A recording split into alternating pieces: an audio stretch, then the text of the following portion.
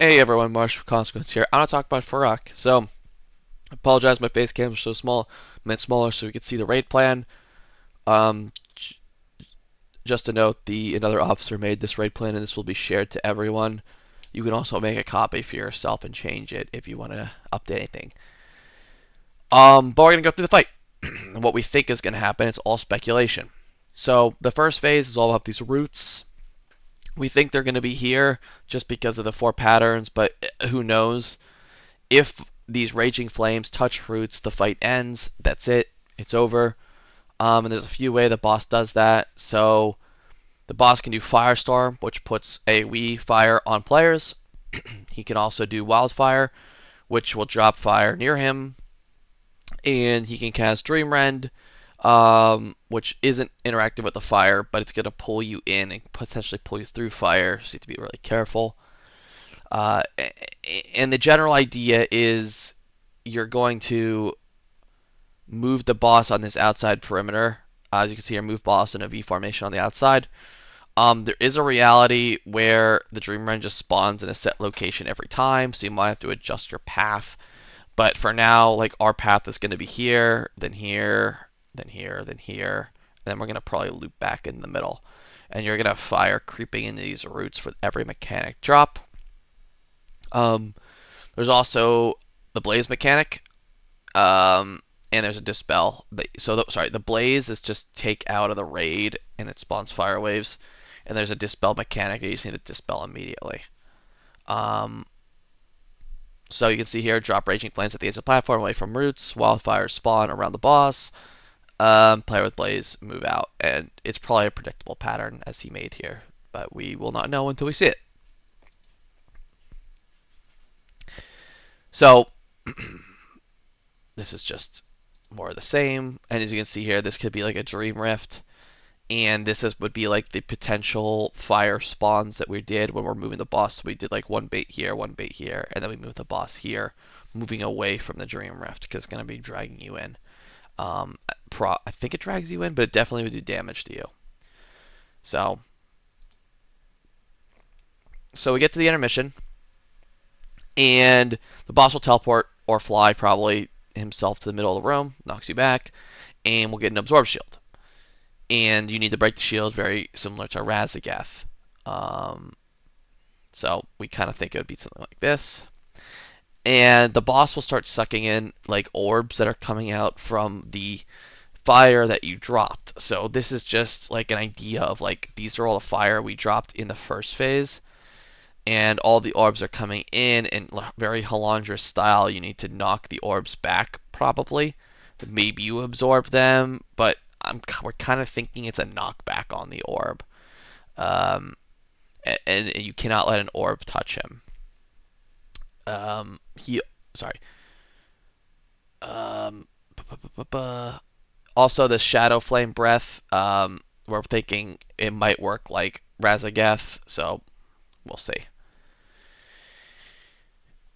And baiting away from the orbs. Okay, so P2. There's a few things going on in P2. So once you like break the shield, we're assuming this phase ends. In P2, there is going to be healing ants. So these roots are going to be slowly dying, or the tree's going to be dying or something like that, and these ads are going to be running into the roots. Healers can heal them up. The more health they're at, they're going to just donate their health to the boss's health, or really to the tree's health. So keeping the tree alive, and that will do it. There are a few mechanics in this fight that kind of make that harder. So you're going to have this greater firestorm mechanic, which are meteors that drop on player, and they have golem ads that spawn that you need to kill in a set amount of time. So you see here, tank picks them up, and these golems are going to, uh, you know, if they don't get killed, they'll die. I don't think the damn pulsing damage is a lot, so melee should be fine, but they'll definitely be taking ticking damage when they're in there. So this is an example of how we think it might go. And as I said, once they hit 100 energy, they're going to blow up. There's also going to be a breath. We don't know how the breath's going to work. Again, could be like Razageth, where it just picks the largest clump of players and does a set line. Maybe it's a set pattern. We have no idea. But it will be spawning ads in the path of the breath. Um, so you can see here, this is an example. Ad spawn. We don't know if they're tankable, if they're movable, if they're grippable, but they need to be dealt with. We do think they'll be CCable, as you can note here, but you never know. Um, One thing to note is I also think these ads kill the healer ads. I don't know if he put that somewhere, but they can kill the healing ads, which is really, really bad because then the brutes have less health. So after the breath, and he's flying around. So okay, we'll just talk about this. We think he's gonna breathe, breathe, breathe like multiple times, and there's gonna be a bunch of ads with healer ads out, and the DPS needs to run around and kill them and try to save as many healing ads as possible. Once he lands, he's gonna do like this big explosion. We don't know how it's gonna work. This is just like a joke where you just put a spirit link down, everyone lives. Um, it does drop off damage, so it might be like run away and stack kind of thing, but who knows? That could just be you could just be able to be like right where he is and be completely fine. So we're not really sure how he transitions into P3, but it's going to be like the similar thing where he might like jump up and or whatever and cause damage. But P3 is very interesting. So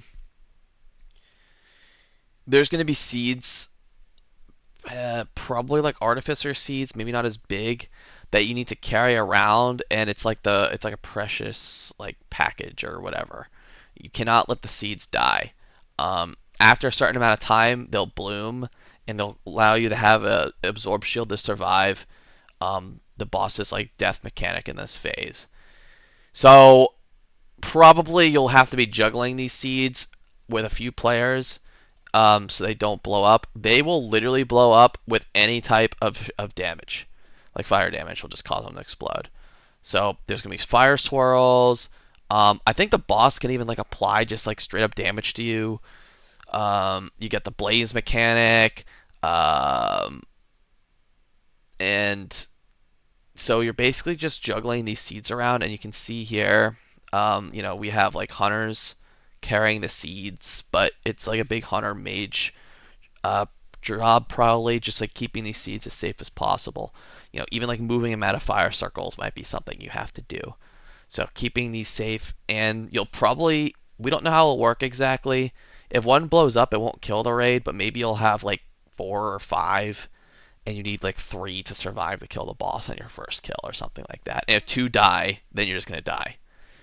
Not really sure how it's going to work, but that's the general gist, and then you'll be burning the boss for the remainder of the HP. And when he does this roar mechanic, this is like his big one-shot mechanic. You want to use the bloom to survive it because it will make you take a lot less damage. You can see we just like don't know if you need 1, 2. We don't know, but this is just an example of getting this bloom, survive the roar. That's Fyrakk though. This is the last of the PTR guides. I'll be posting this raid plan. I'll put out a meme tier list because everyone seems to like those. And we'll have live guides coming up for probably some of Heroic and definitely Mythic. Other than that, that's everything I got. Good luck on the tier. I'm out. Peace.